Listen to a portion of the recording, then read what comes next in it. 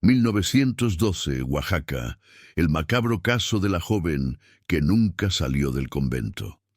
Bienvenido a este espacio donde la historia guarda silencio y los registros oficiales dejan más preguntas que respuestas.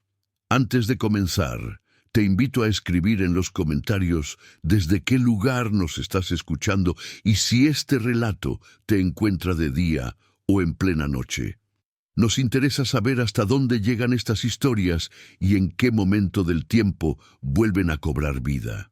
En este canal exploramos casos reales, desapariciones y misterios ocurridos en distintas ciudades de México. Relatos que fueron ocultados, ignorados o simplemente olvidados con los años. Si te atraen las historias oscuras, basadas en hechos reales, y quieres seguir descubriendo estos archivos silenciados, suscríbete al canal y activa la campana para no perderte ninguno de nuestros relatos. Ahora sí, acompáñanos en esta historia. 1912, Oaxaca. El macabro caso de la joven que nunca salió del convento. Capítulo 1. El silencio de las piedras. En el otoño de 1912, cuando la revolución ya había manchado de sangre los campos mexicanos y el nombre de Francisco Madero resonaba en las plazas, un convento perdido en las montañas de Oaxaca guardaba un secreto que ni el tiempo ni la violencia del mundo exterior conseguirían disolver. El convento de Nuestra Señora de la Soledad no era una construcción grandiosa. Era una edificación humilde y austera, abrazada por las montañas como si la propia tierra deseara mantenerlo oculto. Sus muros eran de piedra gris, manchados por el musgo y la lluvia, que caía abundante en aquella región, donde las nubes descendían bajas, arrastrándose por los valles como fantasmas silenciosos. Las ventanas eran estrechas, protegidas por rejas de hierro negro forjado siglos atrás, y la luz que conseguía penetrar aquellos corredores era siempre tenue, siempre insuficiente. Allí vivían 17 monjas de la Orden de las Concepcionistas, mujeres que habían renunciado al mundo en intercambio por una vida dedicada a la oración y al silencio. Eran hijas de familias criollas o mestizas, algunas viudas, otras que nunca conocieron el matrimonio. Se levantaban antes del amanecer, cuando la oscuridad aún era absoluta y el frío de la montaña penetraba hasta los huesos. Rezaban durante horas arrodilladas sobre piedras frías, cultivaban una pequeña huerta, cosían mortajas para los muertos de la región y volvían a rezar hasta que el sueño las venciera.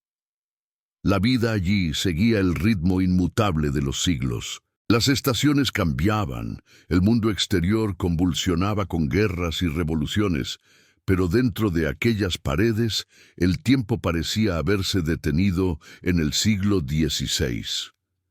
Las monjas hablaban poco entre sí, siempre en voz baja, como si temieran perturbar algo que habitaba aquellos corredores oscuros. La Madre Superiora, Sor Teresa de la Cruz, era una mujer de 63 años que parecía tener 80.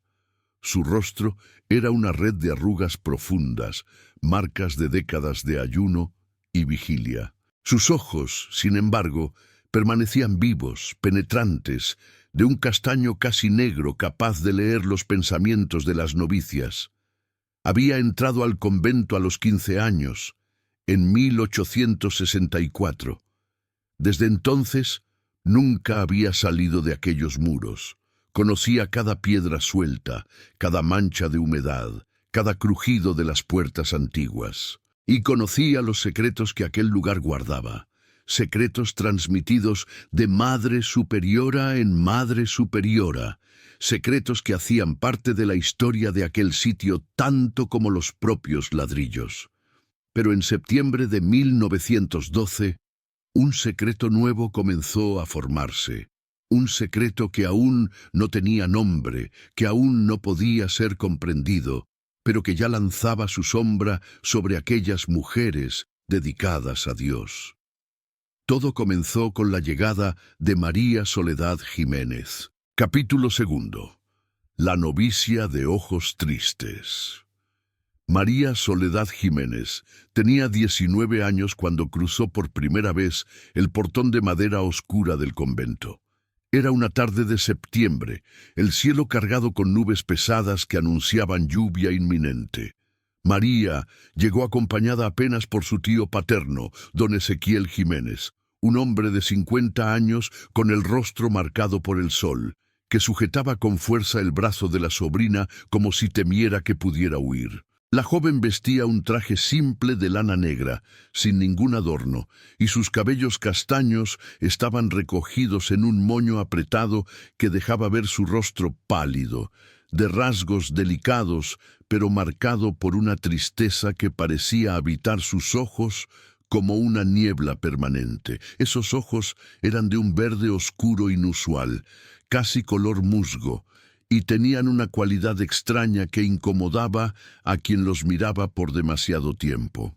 Sor Teresa de la Cruz la recibió en el pequeño locutorio, la única sala del convento donde las religiosas podían recibir visitas. Era un cuarto estrecho dividido por una reja de hierro. La Madre Superiora examinó a la joven en silencio por largos minutos. Don Ezequiel habló primero, su voz ronca cargando el peso de quien cumple una obligación dolorosa. Explicó que María era hija de su hermano menor, don Sebastián Jiménez, un propietario de tierras que había muerto 3 años antes de fiebre tifoidea. La madre de la joven, una mujer zapoteca llamada Rosa, había muerto en el parto de un hijo nonato cuando María tenía 12 años. Desde entonces, la niña había sido criada por la tía paterna, una mujer severa y beata que veía en la sobrina mestiza un recordatorio vergonzoso de la debilidad moral del hermano. Pero había más. Don Ezequiel bajó la voz. María había sufrido una desgracia. No entró en detalles, pero la palabra quedó suspendida en el aire cargada de significado. Desgracia. Así se llamaba en aquellos tiempos y aquellas tierras la violación de una mujer. Y María no tenía recursos, no tenía a nadie excepto aquel tío que ahora la llevaba al convento no por vocación religiosa, sino porque no había otro lugar dispuesto a recibirla. Una mujer deshonrada en 1912 en Oaxaca no tenía muchas opciones. Podía ser relegada al servicio doméstico más degradante, o podía ser enviada a un convento, donde pasaría el resto de su vida expiando una culpa que no era suya. Don Ezequiel traía consigo un dote modesto, 80 pesos en monedas de plata guardadas en una bolsa de cuero gastado. Sor Teresa escuchó todo en silencio. No había juicio en sus ojos, pero tampoco compasión. Había apenas la aceptación práctica de quien conocía las realidades crueles del mundo. El convento era, entre otras cosas, un depósito de mujeres inconvenientes, de hijas que sobraban, de víctimas de violencias que la sociedad prefería esconder tras muros de piedra y velos negros. La Madre Superiora preguntó a María si aceptaba voluntariamente entrar a la orden. María asintió con la cabeza. Su voz, cuando finalmente habló, era tan baja que apenas podía oírse. Sí, aceptaba. Sí, comprendía. Sí, renunciaba al mundo y a todo lo que contenía. Pero sus ojos contaban otra historia. Eran los ojos de alguien que no aceptaba nada, que no comprendía nada, que estaba siendo arrastrada hacia un destino contra el cual no tenía fuerzas para luchar. Don Ezequiel salió rápido, sin mirar atrás. María quedó parada en el locutorio, observando por la ventana mientras la figura de su tío desaparecía por el camino de tierra. Era la última vez que veía a un miembro de su familia. Era la última vez que veía el mundo exterior. Sor Teresa condujo a la joven por los corredores oscuros. Sus ropas fueron retiradas y quemadas en el patio interno. Recibió un hábito gris áspero y un velo blanco que marcaba su condición de novicia. Su cabello fue cortado casi al ras. Fue llevada a su celda, un cubículo de 3 metros cuadrados con una ventana minúscula, una cama de tablas, un crucifijo tosco y una jarra de cerámica para agua. Sor Teresa explicó las reglas: silencio absoluto excepto durante las oraciones comunes, obediencia total, ayuno en viernes, trabajo diario y renuncia a cualquier pensamiento del mundo exterior. María escuchó todo en silencio. Cuando Sor Teresa salió y la puerta se cerró, la joven permaneció parada en el centro de aquella celda estrecha. Y entonces, por primera vez desde que había cruzado aquel portón, María Soledad Jiménez lloró. Lloró en silencio, sin hacer ruido, las lágrimas corriendo por su rostro pálido. Lloró por la madre muerta, por el padre muerto, por la vida que nunca tendría, por el amor que nunca conocería. Pero las piedras no respondieron a su llanto. Las piedras del convento habían escuchado muchos llantos antes y permanecían indiferentes, frías, eternas. Capítulo 3. La celda sellada. El otoño avanzó sobre las montañas trayendo lluvias torrenciales que aislaban aún más el convento. María Soledad pasó sus primeros meses en un estado de aturdimiento.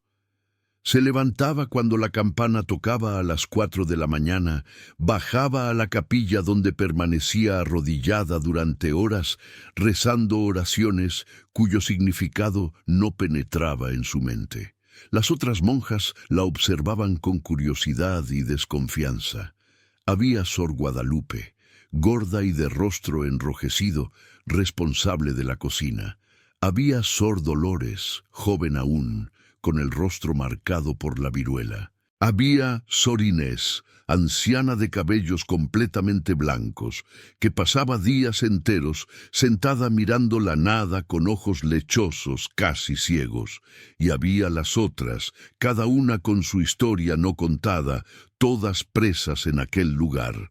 María fue designada para trabajar en la huerta bajo la supervisión de Sor Carmen. Durante horas trabajaba arrodillada en la tierra mojada, arrancando hierbas, cavando con las manos. Había algo reconfortante en aquel trabajo físico que permitía que su mente se desconectara.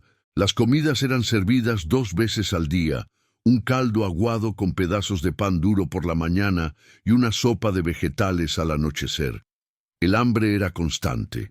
Su cuerpo se volvió aún más esquelético, sus huesos sobresaliendo bajo la piel pálida. María intentaba rezar, intentaba encontrar en aquellas oraciones algún tipo de consuelo, pero las palabras en latín le parecían vacías, sonidos sin significado. Miraba el crucifijo y no sentía nada excepto un vacío inmenso. Si Dios existía, ¿por qué permitía tanto sufrimiento? Una vez al mes, el padre Anselmo visitaba el convento. Era un hombre viejo que venía de Oaxaca, montado en una mula. Durante la confesión, María intentó hablar, pero las palabras no salieron. Murmuró algunas frases genéricas sobre pensamientos impuros. El padre le dio una penitencia leve y la bendijo con palabras latinas que sonaban como un murmullo somnoliento. Fue durante una noche de noviembre que María escuchó por primera vez los sonidos extraños. Acababa de acostarse cuando oyó un murmullo distante que podría confundirse con el viento. Pero no era viento, era una voz humana cantando. María se sentó en la cama, su corazón acelerando. La voz venía de algún lugar dentro del convento. Era una voz femenina, aguda y melódica, cantando algo en una lengua que María no reconocía. No era latín, no era español. Sonaba como una de las lenguas indígenas. El canto duró varios minutos, subiendo y descendiendo en cadencias melancólicas, y entonces cesó súbitamente. María quedó despierta durante horas, pero el canto no se repitió. Por la mañana observó los rostros de las otras monjas, buscando algún signo de que también habían oído. Pero todas comían en silencio, con los ojos bajos. Nadie comentó nada. El canto se repitió 2 noches después. Esta vez María prestó más atención, intentando determinar de dónde venía el sonido. Parecía venir de abajo, tal vez del primer piso o de algún sótano que desconocía. La tercera vez que oyó, María decidió hablar. Buscó a Sor Dolores y susurró: ¿Escuchas los cantos por la noche? Sor Dolores la miró con una expresión extraña, mezcla de miedo y algo más. Sus ojos se agrandaron. Entonces, en una voz tan baja que apenas podía oírse, respondió: No hables de eso, nunca hables de eso. Y se alejó rápidamente. María notó que había un ala entera del primer piso que nunca era usada, cuyas puertas permanecían cerradas y trancadas. Cuando preguntó a Sor Carmen por qué aquellas salas no eran utilizadas, la respuesta fue evasiva: Son apenas depósitos viejos. Pero María notó que cuando pasaban por aquella ala cerrada, las monjas aceleraban el paso y bajaban la cabeza, como si no quisieran ni mirar hacia aquellas puertas. Fue Sor Inés, la anciana casi ciega, quien finalmente le dio la primera pista. Era una tarde de enero. María había llevado un vaso de agua caliente para la vieja monja. Sor Inés aceptó el vaso y sus ojos lechosos se fijaron en María con una intensidad sorprendente. «Tú la escuchas, ¿no es cierto?», susurró la vieja. María asintió. «Sí». «La de la celda sellada», continuó Sor Inés. «Ella canta porque no puede salir. Está presa desde hace mucho tiempo, desde antes de que yo viniera aquí, y llegué en 1871. María sintió un frío que nada tenía que ver con el invierno. «¿Quién está presa?». Pero Sor Inés cerró los ojos y no dijo más nada. Aquella revelación atormentó a María. Una celda sellada, alguien preso, desde hace décadas. Su imaginación comenzó a poblarse de imágenes horribles. Veía en su mente una mujer esquelética encadenada en una celda oscura, loca de soledad, cantando para sí misma. María comenzó a prestar más atención a la arquitectura del convento. La obsesión con la celda sellada creció hasta volverse casi insoportable. Soñaba con aquello por la noche, sueños febris en que recorría corredores interminables buscando una puerta que nunca conseguía encontrar. Fue a inicios de febrero, durante una noche particularmente fría cuando la luna llena bañaba el convento, que María tomó una decisión. No podía continuar así. Necesitaba saber. Necesitaba ver con sus propios ojos qué había en aquella ala cerrada. Esperó hasta estar segura de que todas dormían. Se levantó, se envolvió en la manta como un chal y salió de su celda descalza. Los corredores estaban sumergidos en la oscuridad. Bajó las escaleras con extremo cuidado. Llegó al primer piso y se dirigió hacia el ala cerrada. A medida que se aproximaba, comenzó a sentir algo extraño. La atmósfera parecía volverse más densa, más pesada. La temperatura también cambiaba, volviéndose más fría, un frío húmedo que penetraba hasta los huesos. Las puertas del ala cerrada eran de madera oscura, antigua, reforzada con bandas de hierro negro. María intentó la primera, después la segunda, ambas trancadas. La tercera puerta, sin embargo, estaba apenas cerrada, la tranca rota hace mucho tiempo. María empujó despacio. La puerta cedió con un crujido doloroso. Congeló, esperando oír pasos, voces, pero nada. Detrás de la puerta había un corredor secundario, aún más estrecho, con techo bajo y paredes húmedas manchadas de moho negro. Y entonces escuchó. El canto venía de algún lugar adelante, más fuerte ahora que estaba próxima. María continuó avanzando, sus manos tocando las paredes para mantener el equilibrio en la oscuridad casi completa. Al final del corredor había una última puerta. Era diferente de las otras, más nueva, hecha de madera sólida y reforzada con placas de metal. Tenía 3 cerraduras pesadas y pintadas en la madera había frases en latín. Había también un pequeño visor enrejado a la altura de los ojos. María se aproximó temblando. se levantó en las puntas de los pies y miró a través del visor. La celda estaba iluminada por la luz de la luna, y en el centro, sentada en una cama de tablas, estaba una figura humana, una mujer vestida con un hábito antiguo, completamente cubierta de la cabeza a los pies. Pero había algo terriblemente equivocado con aquella figura. Estaba perfectamente inmóvil, en una posición rígida y poco natural, como una estatua de cera, y continuaba cantando, pero la voz no venía de la boca de la figura, parecía venir de las propias paredes. María permaneció paralizada, y entonces, lentamente, horriblemente, la cabeza de la figura comenzó a girarse hacia el visor. No fue un movimiento natural, fue mecánico, como si cada vértebra estuviera crujiendo. María no vio el rostro, no consiguió.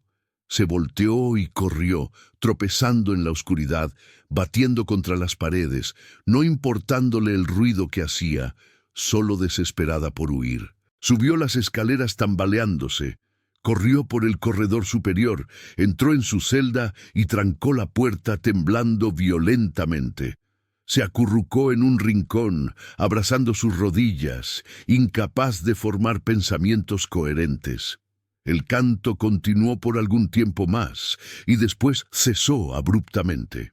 María no durmió el resto de aquella noche, y cuando la campana tocó a las 4 de la mañana, se levantó con las piernas trémulas y bajó como todas las otras mañanas, como si nada hubiera sucedido. Pero ella sabía, ahora sabía que había algo en el convento que iba más allá de cualquier explicación racional. Capítulo 4. Los documentos contradictorios. Los días siguientes al descubrimiento de María fueron marcados por una vigilancia aumentada por parte de Sor Teresa.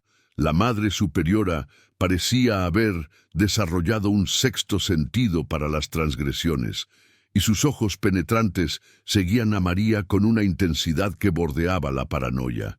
Fue durante una mañana que María cometió el error que cambiaría todo. Estaba en la sala de costura cuando Sor Dolores se aproximó. Aprovechando que estaban momentáneamente solas, Sor Dolores susurró: «Fuiste allá, ¿no es cierto? Al ala cerrada. Viste a la hermana del silencio perpetuo». María congeló. No respondió, pero su silencio era una respuesta. «Ella es», comenzó Sor Dolores, pero antes que pudiera continuar, la puerta se abrió y Sor Teresa entró. Su mirada se movió entre las dos jóvenes monjas, y algo en su expresión dejó claro que sabía que una conversación prohibida estaba ocurriendo.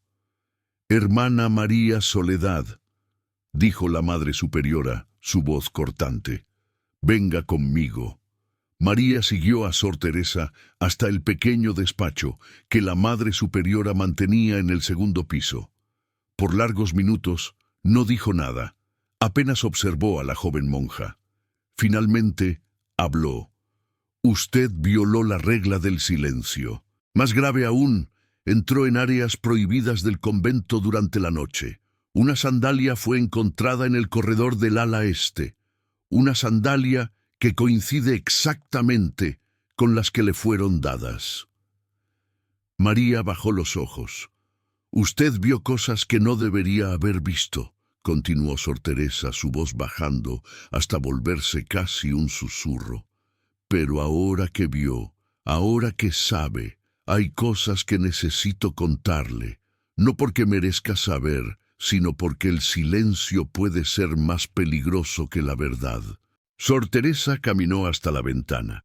Cuando volvió a hablar, había en su voz una cualidad diferente, una mezcla de cansancio y miedo muy antiguo. «Esta institución existe hace más de 300 años. Fue fundada en 1603 por frailes franciscanos que vinieron a convertir a los indígenas zapotecas, pero antes de ser un convento cristiano, este lugar era otra cosa, era un templo, un lugar sagrado para los pueblos nativos, un lugar dedicado a dioses que nosotros, cristianos, consideramos demonios». Pausó, como si las palabras siguientes fueran particularmente difíciles de pronunciar.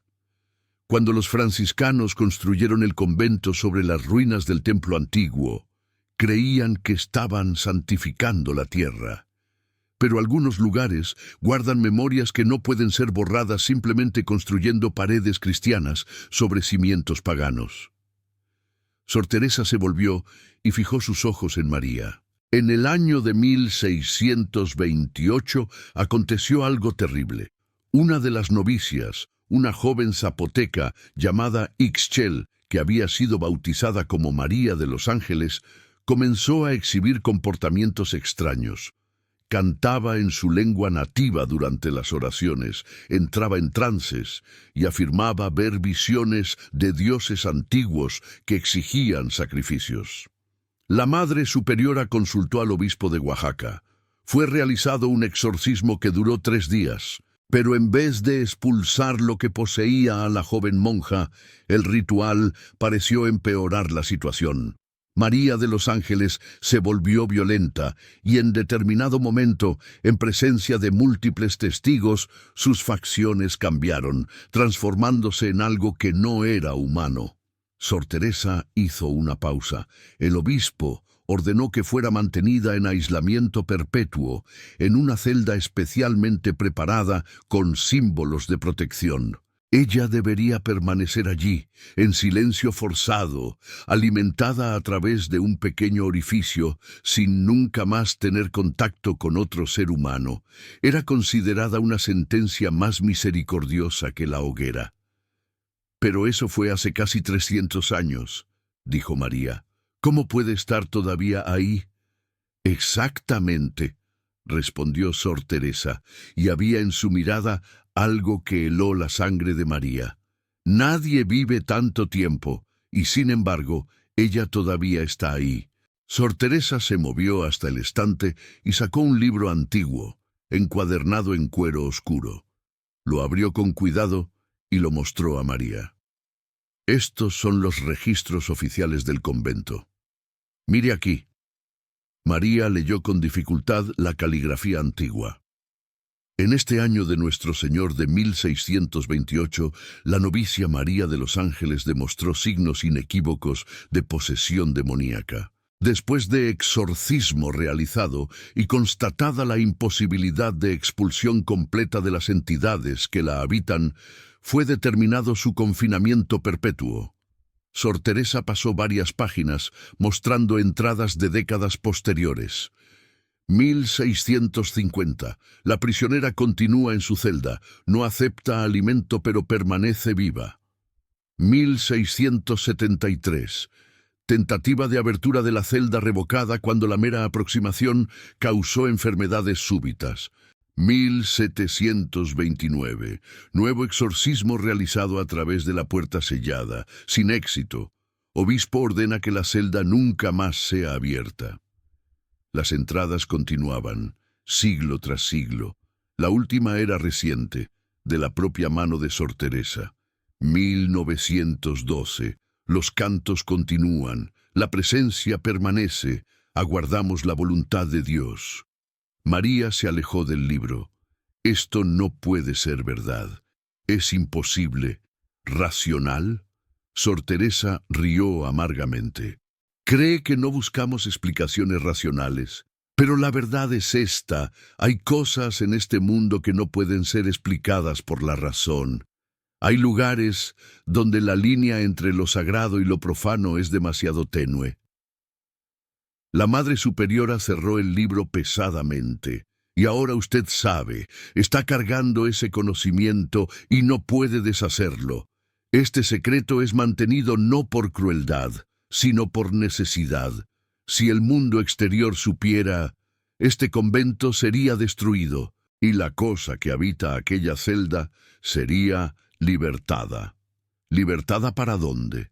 Para el mundo, respondió Sor Teresa simplemente, para hacer lo que haya sido impedida de hacer hace 300 años. El silencio que siguió fue pesado. Usted no hablará sobre esto con nadie, ordenó finalmente Sor Teresa. Evitará aquella ala como si fuera pestilente, y rezará, hermana María Soledad.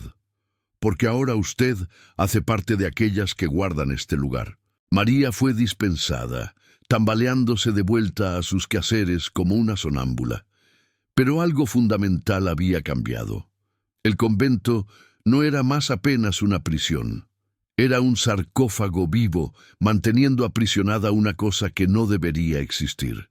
Y por la noche, cuando los cantos recomenzaron, María ya no los oyó como sonidos misteriosos, sino como el lamento de algo antiguo y hambriento, aprisionado pero no muerto, esperando pacientemente, eternamente, por una oportunidad de libertad. Capítulo 5. El declive.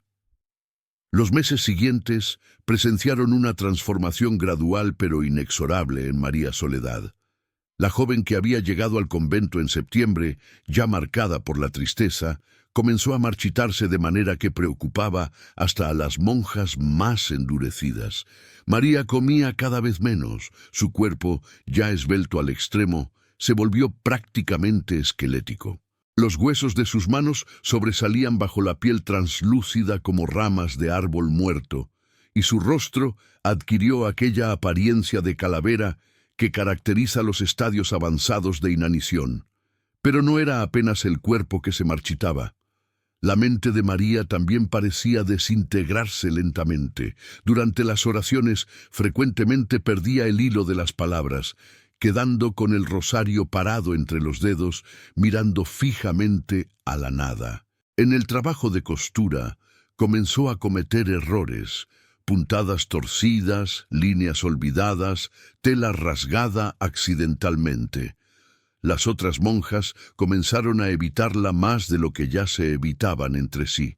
Había algo en la presencia de María que las incomodaba profundamente. Era como si cargara consigo un aura de desesperación tan densa que contaminaba el aire a su alrededor. Los cantos nocturnos continuaban, y ahora María no apenas los oía, sino que respondía a ellos. Comenzó en voz muy baja, pero gradualmente se volvió más audible. Cantaba junto con aquella voz que venía de la celda sellada, reproduciendo las melodías en zapoteco, su voz aguda mezclándose con aquel canto fantasmagórico. Sor Teresa intentó intervenir múltiples veces, primero con advertencias severas, después con penitencias cada vez más duras. María fue forzada a pasar noches enteras arrodillada sobre guisantes secos, sus rodillas sangrando. Fue azotada con disciplinas. Fue privada incluso de la poca comida que aún aceptaba. Pero nada funcionaba. Era como si María no estuviera más completamente presente en su propio cuerpo. A inicios de marzo, aconteció el incidente que dejaría a las monjas hablando en susurros aterrorizados. Era una mañana de domingo y el padre Anselmo había venido a celebrar la misa mensual.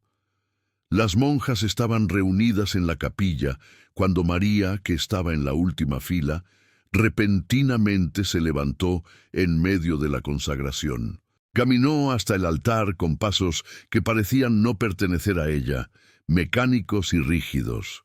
Su cabeza estaba inclinada en un ángulo antinatural y sus ojos tenían una cualidad vítrea. Cuando María habló, no fue con su propia voz.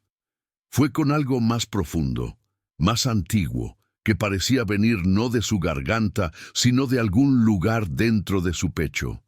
Y las palabras que salieron de sus labios no eran en español ni en latín, eran en zapoteco. El padre Anselmo retrocedió, su rostro volviéndose pálido. Hizo la señal de la cruz y comenzó a recitar las oraciones de exorcismo.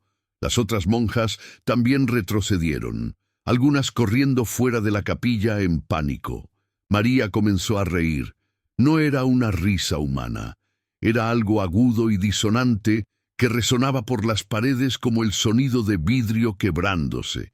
Y entonces, tan súbitamente como había comenzado, colapsó en el suelo. Su cuerpo retorciéndose en convulsiones mientras espuma blanca escurría de sus labios. Fue Sor Teresa quien actuó. Avanzó hasta la joven monja caída, la sujetó por los hombros y la arrastró fuera de la capilla. María fue llevada a su celda y trancada allí. El padre Anselmo completó la misa apresuradamente y tuvo una larga conversación privada con Sor Teresa. Cuando el viejo padre salió del convento, su rostro estaba pálido y sus manos no paraban de temblar. Montó en su mula y partió rápidamente, sin mirar atrás. Sor Teresa tomó medidas drásticas. María fue removida de su celda individual y colocada en una celda menor, más aislada, en el extremo opuesto del ala cerrada. La puerta tenía una tranca especialmente fuerte y había sido grabada con cruces e inscripciones latinas similares a aquellas en la puerta de la celda sellada. María no tenía más permiso para participar de las oraciones comunales ni de las comidas. Su comida era dejada en la puerta de su celda. Fue durante ese periodo de aislamiento forzado que María Soledad comenzó a escribir. No tenía papel ni tinta, pero improvisó. Usaba carbón de las brasas frías de un brasero y escribía en las paredes de piedra, cubriéndolas con caracteres que eran parte español, parte símbolos que nadie reconocía. Escribía sobre sueños en que descendía por escaleras que no existían, descendiendo cada vez más profundo bajo las fundaciones del convento, hasta llegar a cámaras antiguas donde dioses olvidados aún esperaban. Escribía sobre una mujer llamada Ixchel, que no era realmente una mujer, sino un recipiente preparado a través de generaciones, esperando ser llenado con algo venido de fuera. Y escribía sobre ella misma, sobre cómo podía sentir la cosa en la celda sellada llamándola, no con palabras, pero con una atracción que iba más allá del lenguaje. Cuando Sor Teresa finalmente entró en la celda y vio aquellas inscripciones cubriendo las paredes, quedó en silencio por largos minutos. Leyó algunas de las palabras que conseguía descifrar, y lo que leyó allí la aterrorizó más que cualquier cosa en sus 63 años de vida. Porque las palabras sugerían que el aprisionamiento de María de los Ángeles no había sido una victoria de la Iglesia, había sido apenas un aplazamiento. La entidad que habitaba aquella celda sellada estaba esperando hasta que las condiciones correctas fueran atendidas. Y esas condiciones tenían que ver con sangre, con linaje, con una descendiente que cargara en la sangre las mismas marcas que Ixchel había cargado 300 años antes. María Soledad Jiménez era hija de una madre zapoteca de una familia muy antigua, una familia cuyos ancestros podían ser trazados hasta los sacerdotes prehispánicos que habitaban estas montañas antes de la llegada de los españoles. Sor Teresa ordenó que las inscripciones fueran borradas inmediatamente. Las paredes fueron fregadas con agua bendita y después encaladas. Pero tanto Sor Teresa como María sabían que borrar las palabras no borraba la verdad que revelaban. El aislamiento de María continuó, pero ahora era diferente. No era más un castigo, era cuarentena. Las monjas comenzaron a tratarla como si estuviera contaminada con alguna enfermedad invisible pero mortal, y los cantos nocturnos, que antes venían apenas de la celda sellada, ahora eran respondidos por una segunda voz, viniendo de la celda donde María estaba presa. Dos voces cantando en armonía macabra a través de las piedras antiguas, perturbando el sueño de las monjas que rezaban desesperadamente hasta el amanecer. Capítulo 6. La desaparición. Mayo llegó a las montañas trayendo las primeras lluvias de la temporada. María Soledad había pasado casi 2 meses en aislamiento, alimentándose precariamente, hablando cada vez menos, pasando la mayor parte del tiempo sentada en el rincón de su celda con las rodillas abrazadas. Su apariencia se había deteriorado al punto de parecer menos una joven de 20 años y más una anciana marchita. Su piel estirada sobre los huesos en una máscara que apenas parecía humana. Las otras monjas habían parado de preguntar sobre ella. Era como si María ya hubiera dejado de existir, como si fuera apenas una sombra presa en una celda. Fue en la noche del 15 de mayo de 1912 que aconteció. El día había sido particularmente sombrío. Nubes negras habían cubierto las montañas desde el amanecer y la lluvia caía en una cortina densa. El viento aullaba a través de las grietas con una intensidad inusual, produciendo sonidos que recordaban gemidos humanos. Por la noche, Sor Teresa hizo su ronda habitual. Verificó que todas las puertas externas estuvieran trancadas, que las ventanas estuvieran cerradas, y entonces subió las escaleras hasta el ala donde María estaba confinada, cargando una vela que proyectaba sombras danzantes. Se aproximó a la puerta de la celda de María y abrió el pequeño visor enrejado. Esperaba ver a la joven monja sentada en su rincón habitual. La celda estaba vacía. Sor Teresa sintió su corazón parar por un instante. Abrió rápidamente la puerta, sosteniendo la vela alta. La celda medía apenas 3 metros cuadrados. No había lugar donde esconderse. La ventana era demasiado pequeña para que un cuerpo humano pasara, pero María no estaba ahí. La Madre Superiora verificó nuevamente, irracionalmente. Miró bajo la cama, detrás de la puerta. Examinó las paredes buscando algún pasaje secreto. Nada. La celda estaba completamente vacía, y la puerta había estado trancada por fuera con la llave que Sor Teresa cargaba consigo todo el tiempo, atada a una cadena alrededor de su cuello. Con dedos trémulos, verificó la llave. Era la misma, y la tranca mostraba señales de haber sido abierta de fuera, no forzada de dentro. Sor Teresa salió y comenzó a recorrer los corredores, despertando a las otras monjas. En minutos, el convento entero estaba en alboroto. Todas fueron movilizadas para buscar a María. Revisaron cada corredor, cada sala, cada rincón.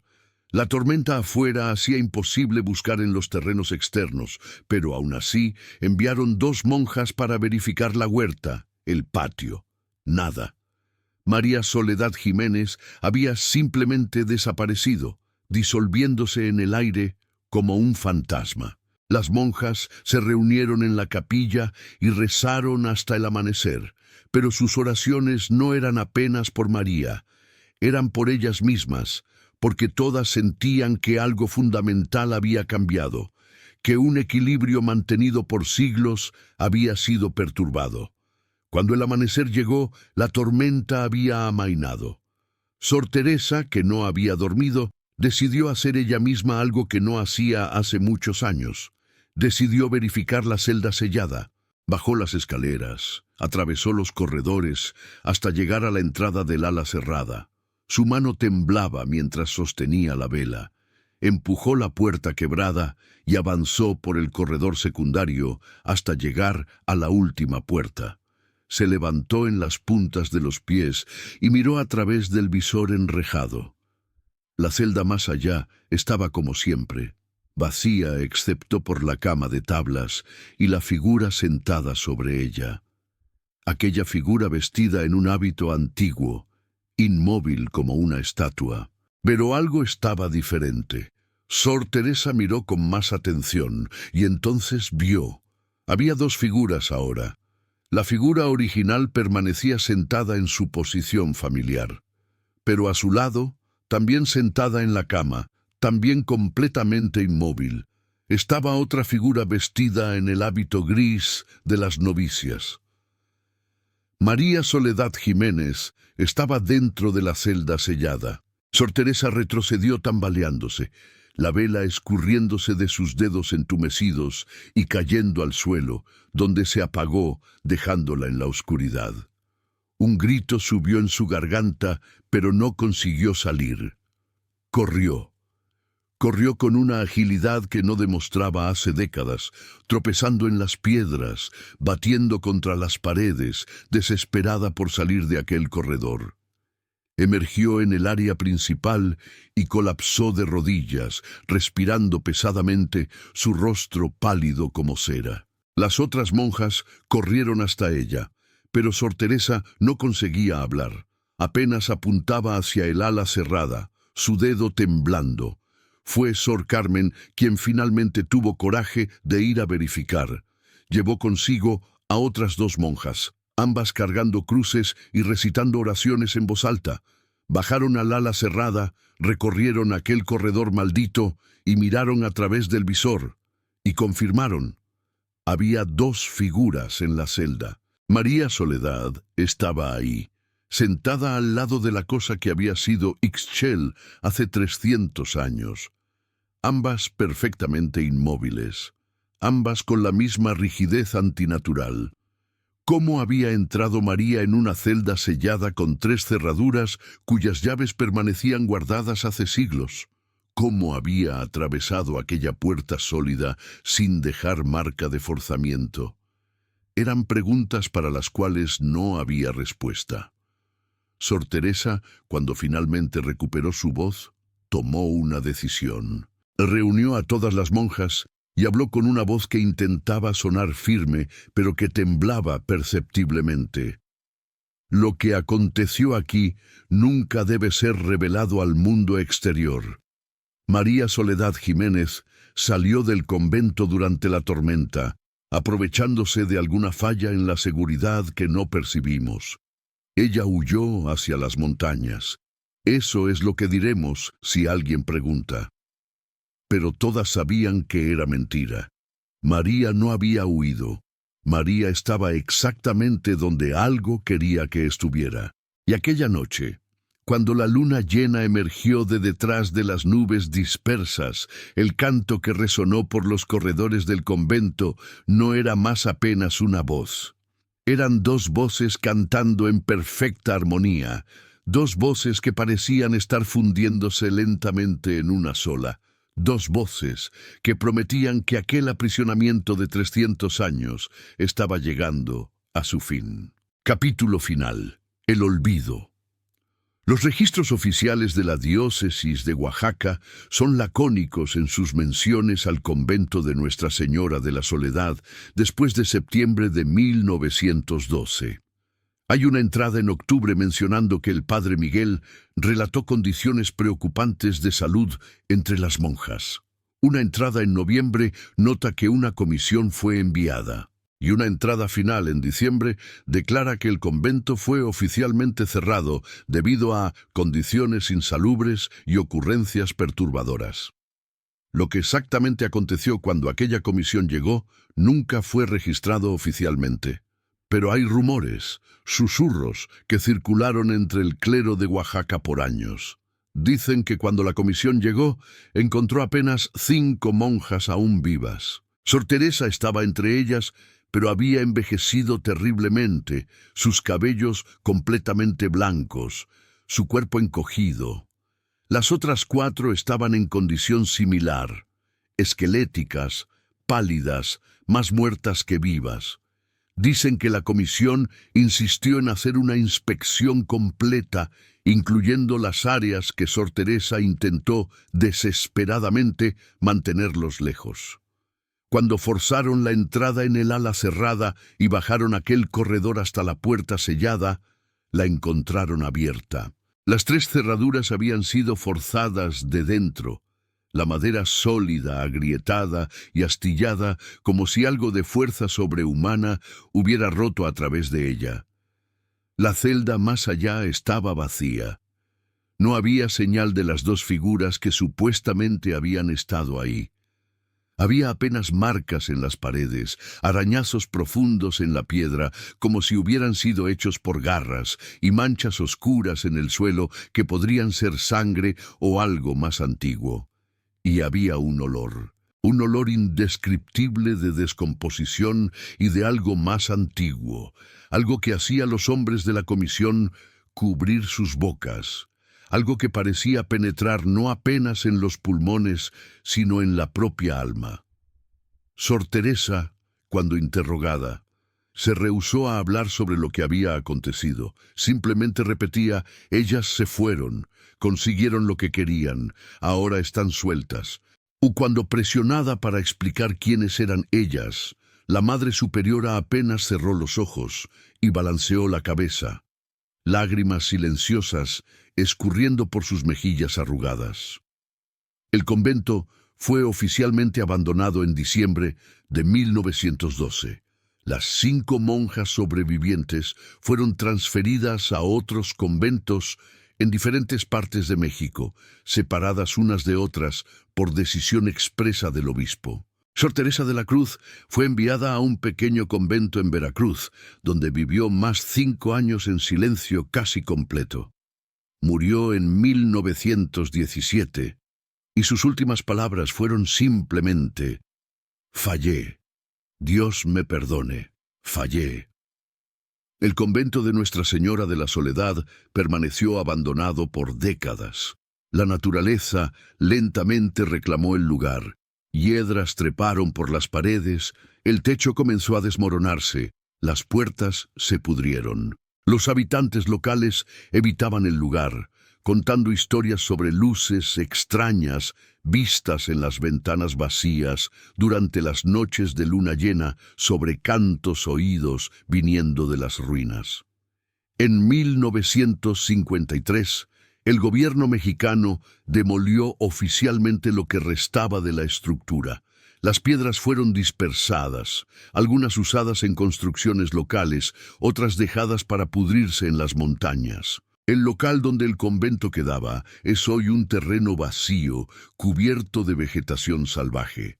No hay placa, no hay memorial. Los mapas modernos muestran apenas un espacio en blanco en aquella parte de las montañas de Oaxaca.